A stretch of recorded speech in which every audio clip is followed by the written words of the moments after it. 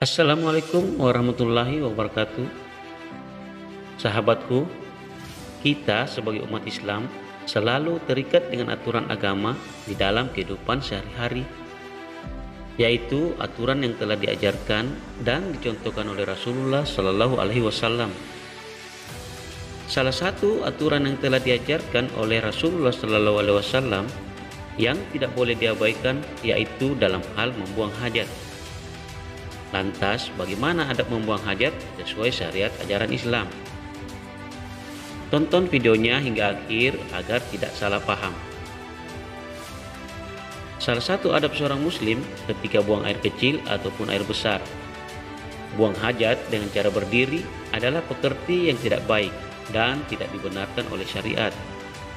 Etika itu juga dibenarkan oleh hadis-hadis Nabi Muhammad SAW. Diriwayatkan dari Aisyah radhiyallahu anha, beliau berkata, barang siapa yang berkata bahwa Rasulullah kencing dengan berdiri, maka jangan kalian benarkan. Rasulullah tidak pernah kencing kecuali dengan duduk. Hadis riwayat An-Nasa'i. Di dalam hadis jelas dikatakan bahwa Rasulullah Shallallahu Alaihi Wasallam tidak pernah membuang hajat dengan cara berdiri, tetapi beliau melakukannya dengan cara duduk. Dalam hadis lain, Rasulullah secara tegas melarang umatnya untuk kencing sambil berdiri. Larangan tersebut seperti yang tercantum dalam hadis riwayat sahabat Jabir bin Abdullah yang berbunyi, Rasulullah Shallallahu Alaihi Wasallam melarang kencing dengan berdiri. Hadis riwayat Baihaqi. Apakah air kencing itu najis? Air kencing manusia termasuk najis, maka badan, pakaian, atau tempat yang terkena air kencing harus dibersihkan. Jika tidak dibersihkan, maka itu bisa menjadi penyebab siksa di alam kubur. Dari Anas radhiyallahu anhu, dia berkata, Rasulullah Shallallahu Alaihi Wasallam bersabda, bersihkanlah diri dari air kencing, karena sesungguhnya kebanyakan siksa kubur berasal darinya. Hadis riwayat Ad-Daruqutni.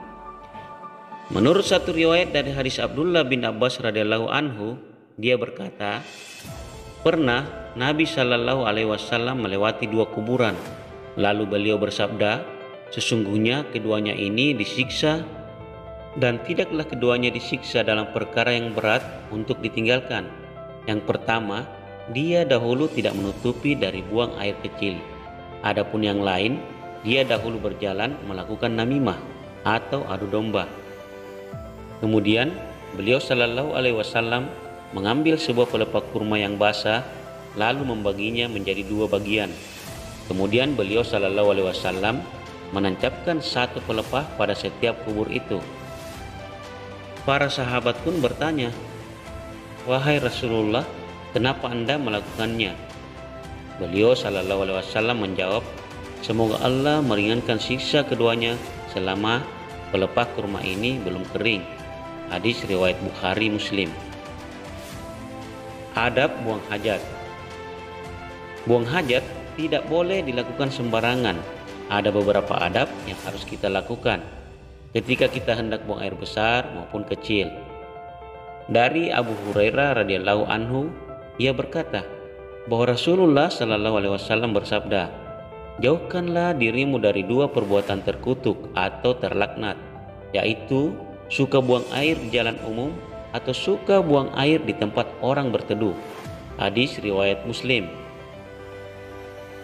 Hadis tersebut menjelaskan bahwa buang hajat tidak boleh di sembarangan tempat, apalagi di tempat yang sering dilewati orang. Hal itulah yang dimaksud mengganggu orang karena bau dari hajat yang dibuang. Adapun tempat-tempat yang bisa mengganggu orang lain seperti jalan umum, pohon yang berbuah, dan tempat bernaungnya manusia. Dampak buruk dari perbuatan ini adalah adanya najis, timbul suatu kotoran yang membawa bau busuk yang tidak enak sehingga mengganggu orang. Khusus larangan buang hajat di bawah pohon yang berbuah karena ditakutkan buah akan jatuh di atas bekasan najis. Padahal orang lain sangat membutuhkan buah tersebut. Buang hajat jangan menghadap ke arah kiblat. Tidak boleh buang hajat di jalan, di tempat orang yang bernaung di bawah pohon yang berbuah, dan atau mengganggu orang lain jelas dilarang dalam ajaran syariat Islam.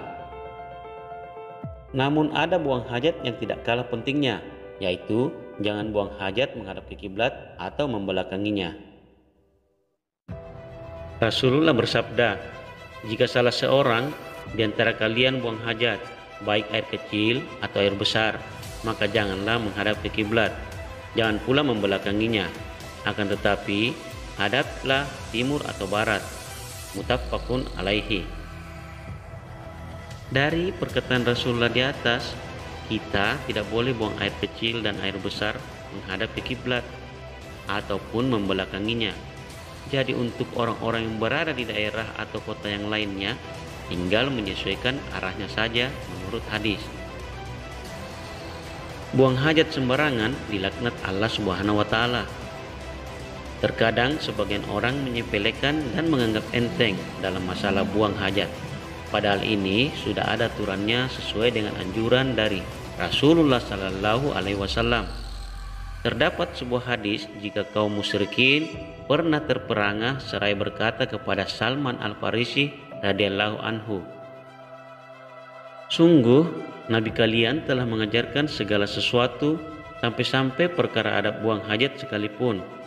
Salman pun menjawab, iya benar. Hadis riwayat Muslim. Begitu pentingnya urusan membuang hajat dalam syariat Islam, sehingga Rasulullah SAW telah memperingatkan umatnya agar senantiasa berhati-hati dalam urusan ini. Mengabaikan adab ini bisa berakibat mendapatkan azab.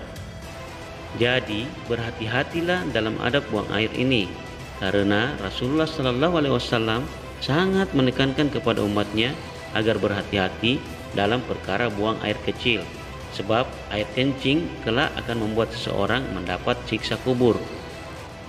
Hal ini sebagaimana sabda Rasulullah SAW, kebanyakan orang yang disiksa di alam kubur karena air kencing. Jadi bersihkanlah diri kalian dari air kencing. Hadis riwayat Air Hakim.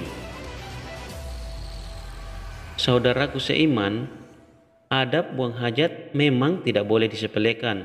Allah Subhanahu wa taala melaknat orang-orang yang melanggar syariat Islam dalam hal buang hajat. Rasulullah Shallallahu Alaihi Wasallam bersabda, jangan buang air ke dalam lubang binatang, di jalan tempat orang lewat, di tempat berteduh, di sumber air, di tempat pemandian, di bawah pohon yang sedang berbuah, atau di air yang mengalir ke arah orang-orang yang sedang mandi dan mencuci. Hadis riwayat Muslim dan Tirmizi. Maka termasuk perbuatan kurang adab ketika sebagian orang, baik orang tua atau anak-anak, laki-laki ataupun perempuan, buang air di pinggir jalan. Bau kencing tersebut juga akan mengganggu orang lain sehingga menyebabkan cacian kepada pelakunya. Dari Mu'az bin Jabal radhiyallahu anhu, dia berkata, Rasulullah sallallahu alaihi wasallam bersabda, jagalah dirimu dari 3 tempat yang membawa laknat. Buang hajat di tempat-tempat berkumpulnya air, di jalan raya, dan di tempat bernaung. Hadis riwayat Abu Daud. Buang hajat dilarang bersuara. Sebuah kisah, seorang laki-laki melewati Nabi, sedangkan Nabi ketika itu sedang kencing. Orang itu memberi salam padanya, maka Nabi Shallallahu Alaihi Wasallam tidak menjawab salamnya. Hadis riwayat Muslim. Hadis ini jelas melarang kita tidak boleh ngomong di saat buang hajat. Jadi intinya, kita tidak boleh buang hajat secara berdiri. Buang hajat di jalan umum, di bawah pohon yang berbuah, dan tempat bernaung, dan tidak boleh berbicara di saat buang hajat. Alangkah agungnya agama Islam yang memberikan pengajaran adab dan tidak merusak atau menodai fasilitas-fasilitas umum yang dibutuhkan oleh masyarakat. Semoga Allah Subhanahu wa taala selalu membimbing kita di atas kebaikan dan menjauhkan dari segala keburukan. Sahabatku, semoga bermanfaat. Assalamualaikum warahmatullahi wabarakatuh.